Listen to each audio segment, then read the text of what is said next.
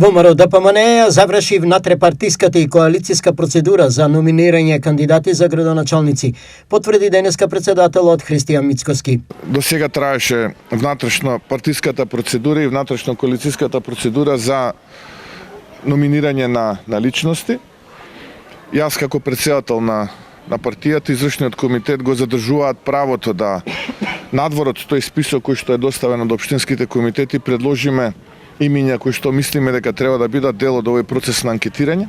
Спроведувањето на анкетите за рейтингот на кандидатите кај гласачите ќе започне овој месец. И ценам дека сега веќе со почетокот на месец февруари ќе започнеме и со оваа процедура и ќе завршиме успешно. Може да ни обелодените некои имиња?